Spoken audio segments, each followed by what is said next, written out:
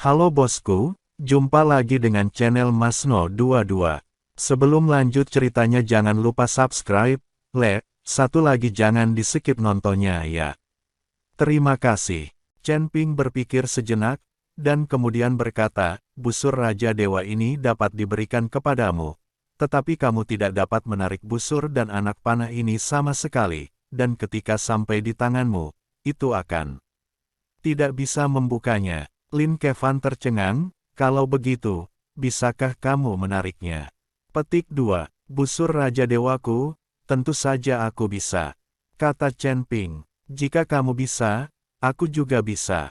Lin Kevan berkata, langsung mengambil busur dan mulai menarik tali busur. Tapi tidak peduli seberapa keras Lin Kevan mencoba, busur Raja Dewa benar-benar tidak bergerak sama sekali, dan dia tidak bisa menariknya sama sekali. Bahkan jika Lin Kevan menggunakan kekuatan untuk makan susu pada akhirnya, itu masih tidak berguna. Kali ini, Lin Kevan sedikit terkejut. Tongkat bunga Weng dan Mo Killing Shadow juga luar biasa, meskipun busur Raja Dewa bisa disebut prajurit ilahi, tetapi tidak begitu banyak sehingga bahkan biksu alam abadi tidak dapat menggunakannya, bukan? Tapi Chen Ping jelas hanya seorang biksu alam Mahayana, mengapa dia bisa? Aku bilang kamu tidak bisa menariknya, jangan siakan kekuatanmu. Chen Ping mengambil busur Raja Dewa.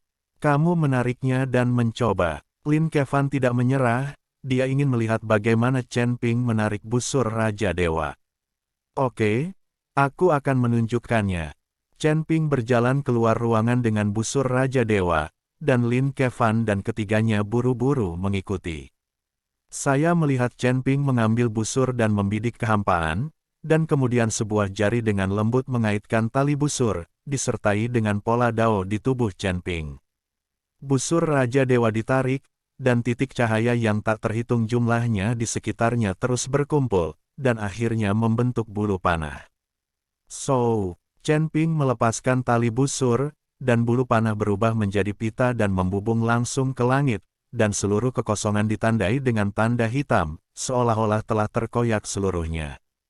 Lin Kevan dan mereka bertiga melihatnya dengan tatapan kosong, semua orang bodoh. Kekuatan panah ini barusan, mereka bertiga takut tidak ada yang bisa menghentikannya. Tiba-tiba, jeritan datang dari langit. Kemudian bayangan hitam jatuh dengan cepat dan jatuh dengan keras di depan Chen Ping dan mereka. Chen Ping dan yang lainnya buru-buru melihat ke atas dan menemukan bahwa itu adalah seorang biksu, tetapi ada lubang besar di dada biksu itu, dan tidak ada suara untuk waktu yang lama. Jelas bahwa lubang di tubuhnya disebabkan oleh panah Chen Ping. Lin Kevan dan ketiganya memandang Chen Ping, tetapi Chen Ping merasa malu. Ini terlalu kebetulan, itu kesalahan, ini murni kecelakaan. Chen Ping berkata sambil berjongkok dan menggeledah tubuh biksu itu, mengumpulkan semua tas penyimpanan di tubuh biksu itu. Segera setelah itu, Chen Ping melambaikan tangannya, dan mayat biksu itu menghilang dalam sekejap, hanya menyisakan lubang yang dalam di halaman. Orang bodoh ini, buta, dia menabraknya sendiri, dan dia pantas mati.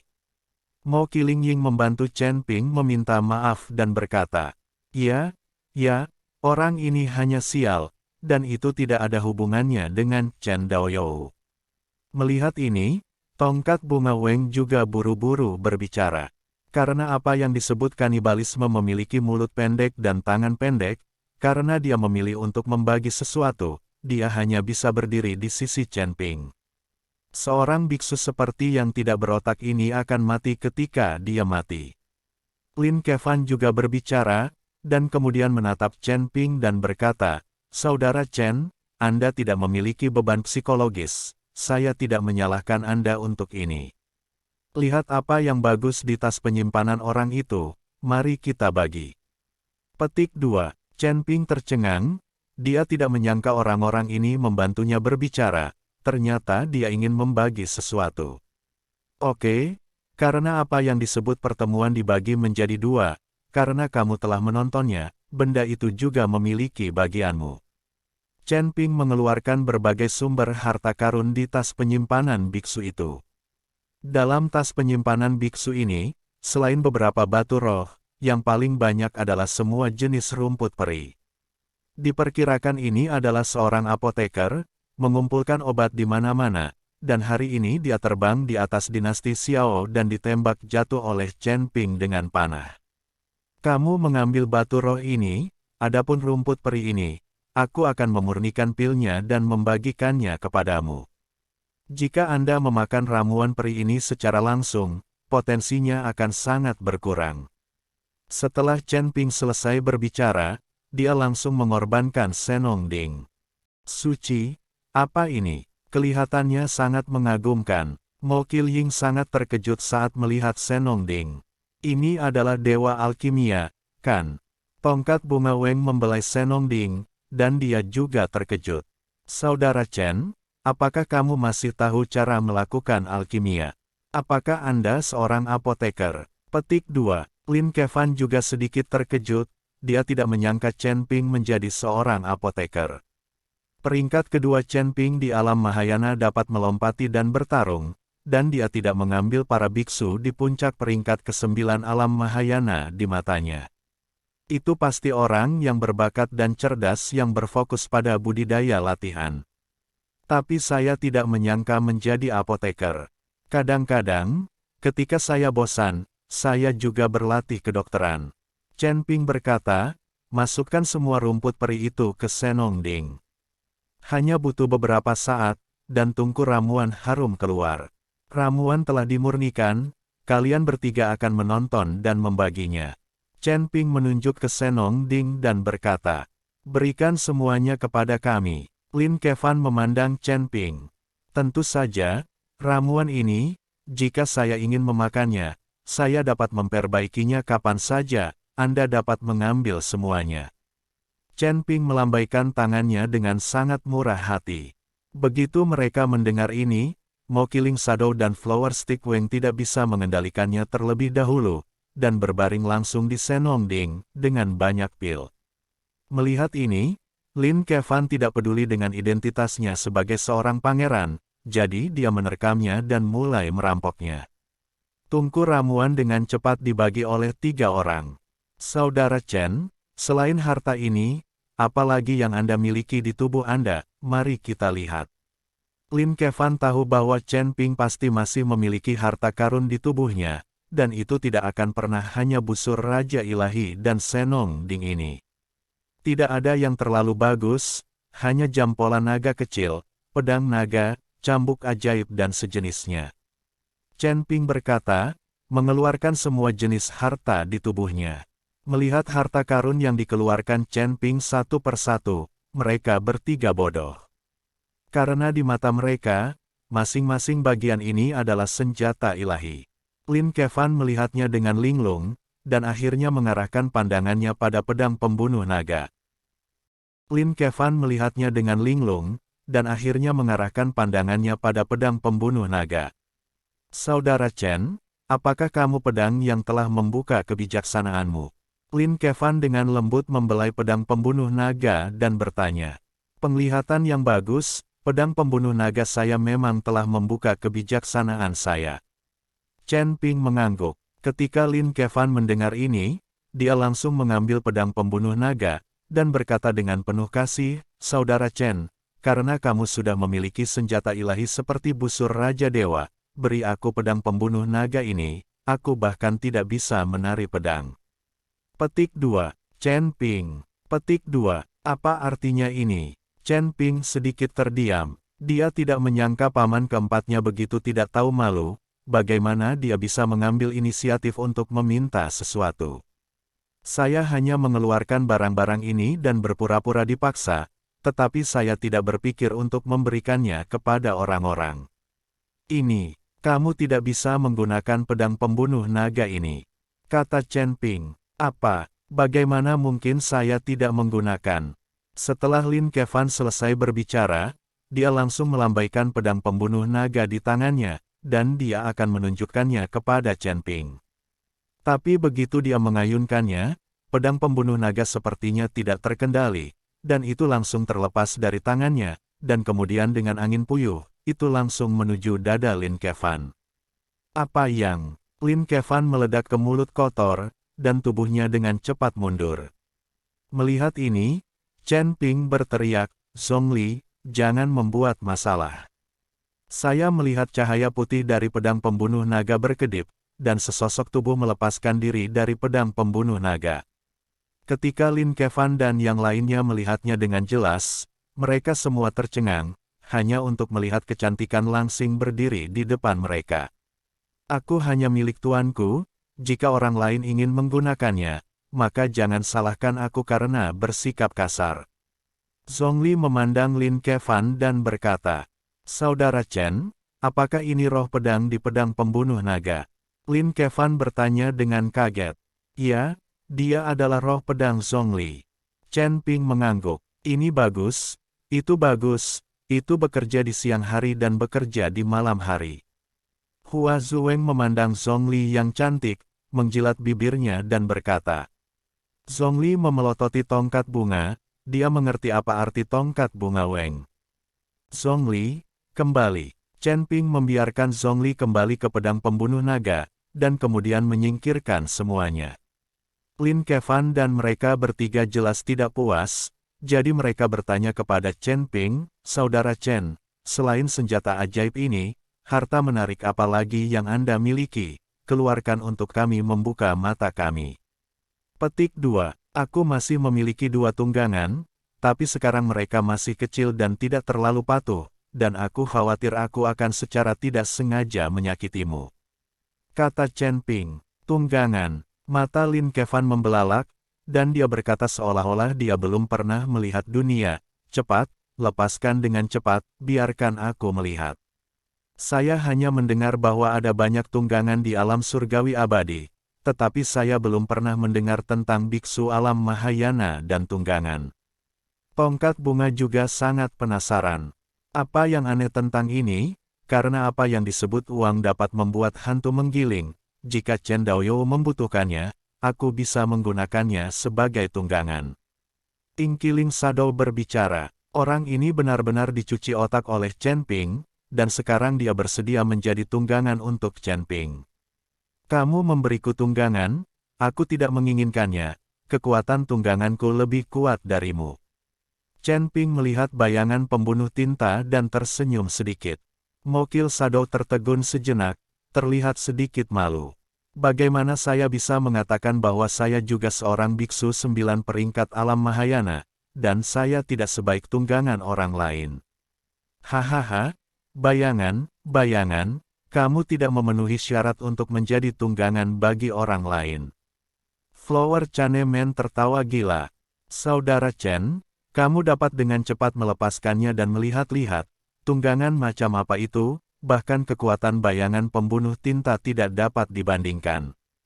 Lin Kevan tidak sabar. Yah, karena kamu ingin melihatnya, aku akan memuaskanmu, tapi menjauhlah. Setelah Chen Ping selesai berbicara, dia langsung membuka cincin penyimpanan dan melepaskan unicorn api kecil itu. Melihat unicorn api kecil yang muncul, Lin Kevan dan mereka bertiga tercengang. Dan kemudian mereka saling memandang dengan wajah menyayangi. Bagaimanapun, unicorn api kecil ini sangat lucu, tidak terlihat galak sama sekali. Mereka bertiga perlahan mendekati unicorn api kecil itu, dan benar-benar mengulurkan tangan dan membelai unicorn api kecil itu. Unicorn api kecil juga tidak menghindar, dan sepertinya tidak takut. Saudara Chen, bukankah kamu mengatakan bahwa masih ada tunggangan yang akan dilepaskan juga?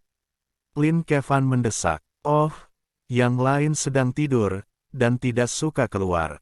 Chen Ping buru-buru berkata. Binatang pemakan surga kecil itu tidak mendengarkan Chen Ping sama sekali. Jadi Chen Ping tidak bisa mengendalikannya sama sekali. Tapi begitu kata-kata Chen Ping jatuh, binatang pemakan surga kecil itu benar-benar kehabisan cincin penyimpanan Chen Ping. Melihat yang lain keluar, Lin Kevan dan mereka bertiga buru-buru melihat ke atas. Hanya saja ketika mereka melihat binatang pemakan langit kecil, ekspresi mereka bertiga jelas sedikit jijik. Lagi pula, binatang menelan langit kecil itu tidak terlihat sebagus kilin api kecil. Chen Daoyou, siapa nama tungganganmu? Mengapa begitu jelek? Petik 2. Ingkiling Shadow bertanya terus terang. Ini, Chen Ping tidak tahu bagaimana menjawabnya. Dan Raja Iblis Awan Merah di lautan pengetahuan Chen Ping tidak senang. Sial, apa yang diketahui idiot ini, berani mengatakan bahwa penelan langitku jelek. Raja Iblis Awan Merah marah, jika dia bukan jiwa sekarang, dia akan keluar dan mengalahkan bayangan pembunuh tinta itu sejak lama. Tidak ada yang jelek, hanya saja kedua tunggangan ini terlihat kecil dan tidak terlalu kuat, kan? Bagaimana mungkin bahkan kekuatan bayangan itu lebih rendah dari dua tunggangan kecil ini? Flower Stick Wang bertanya dengan bingung. Ini seperti, bagaimana mungkin aku tidak mengalahkan kedua lelaki kecil ini? Mo Killing Shadow tidak percaya bahwa itu kekuatannya bahkan tidak sebaik dua tunggangan yang tidak dianggap binatang buas ini. Jika kamu tidak percaya, kamu bisa mengikuti binatang menelan surga. Chen Ping tersenyum sedikit. Unicorn api kecil ini terlalu kecil, mungkin itu bukan lawan dari bayangan pembunuh tinta, tetapi binatang pemakan langit kecil itu adalah tunggangan Raja Iblis Awan Merah, dan dapat menyerap segalanya dengan satu mulut.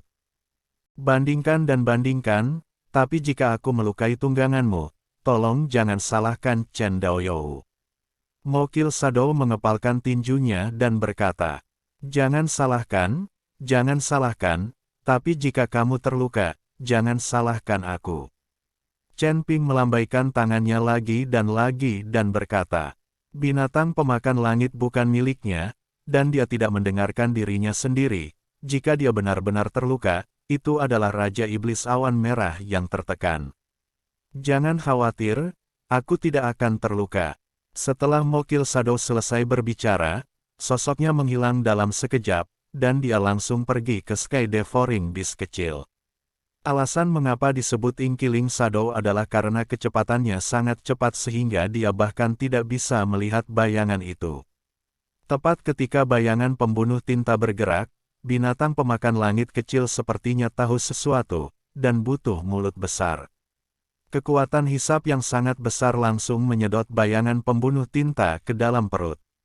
Chen Ping dan yang lainnya tidak punya waktu untuk bereaksi sama sekali, mereka benar-benar bahkan tidak melihat bayangan-bayangan pembunuh tinta, dan orang itu pergi. Bagaimana dengan orang-orang? Bagaimana dengan orang-orang bayangan? Tongkat bunga bertanya. Lin Kevan dan Chen Ping juga buru-buru mencari-cari, tetapi mereka tidak dapat menemukan jejak bayangan pembunuh tinta. Chen Ping memperhatikan perut binatang menelan surga kecil saat ini, tiba-tiba memikirkan sesuatu, dan berlari dengan cepat. Ludahkan dengan cepat, itu bukan orang jahat, itu temanku. Chen Ping mengguncang binatang menelan surga kecil itu dan berteriak keras. Binatang menelan langit kecil membuka mulutnya dan memuntahkan bayangan pembunuh tinta. Pada saat ini, bayangan pembunuh tinta hanya memiliki setengah nyawa tersisa, tertutup lendir, dan seluruh orang terus-menerus batuk. Mengerikan, mengerikan. Ada ketakutan di mata pembunuh tinta, semua orang akan menjadi bodoh. Lin Kevan dan Flower Stick Wang juga dalam keadaan bingung, mereka bahkan tidak melihat bagaimana bayangan pembunuh tinta memasuki perut binatang pemakan surga. Apakah kamu baik-baik saja? Saya mengatakan semuanya, Anda tidak bisa melakukannya, Anda ingin mencobanya, dan Anda hampir sekarat. Petik 2. Chen Ping memandang Mo Killing Shadow seperti itu, dan tidak bisa menahan tawa. Lin Kevan memandang Chen Ping, matanya penuh panas dan berkata, Saudara Chen, Anda memiliki dua tunggangan, itu, saya tidak tahu apakah saya bisa. Tidak, tunggangan saya telah mengaku kepada Tuhan. Chen Ping tidak menunggu Lin Kevan mengatakan saya, dan langsung menolak. Dia tahu bahwa orang ini memiliki ide untuk mengalahkan tunggangannya sendiri lagi.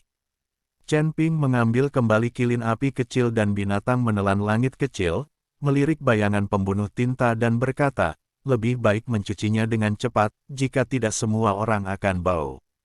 Chen Ping hanya ingin pamer dan membiarkan Lin Kevan dan mereka bertiga mengetahui kekuatan mereka. Tidak mungkin baginya untuk memberikan barang-barang ini, tidak apa-apa mengirim beberapa pil dan batu roh peri, tetapi tidak ada harta di tubuhnya yang dapat dikirim. Setelah Chen Ping pergi, Lin Kevan dan mereka bertiga sudah terkesan dengan Chen Ping. Lagi pula, ada begitu banyak harta karun di tubuh seseorang, jadi tidak perlu banyak bicara tentang latar belakang identitas. Sial, kakak iparku benar-benar memiliki latar belakang, dan aku bahkan belum melihat hal-hal baik di tubuhnya.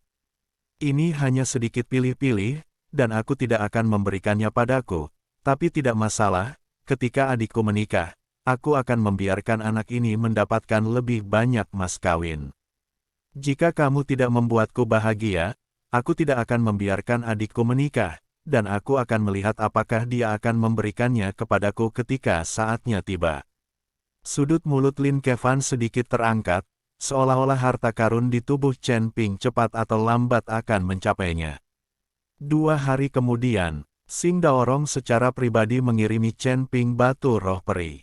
Chen Ping tahu bahwa bahkan jika Xing Daorong mengirim batu roh abadi, tidak akan banyak, dan itu tidak akan mencapai sebanyak 100.000 sama sekali. Jadi untuk menghindari geng, Chen Ping langsung bertemu Xing Daorong di luar dinasti Xiao.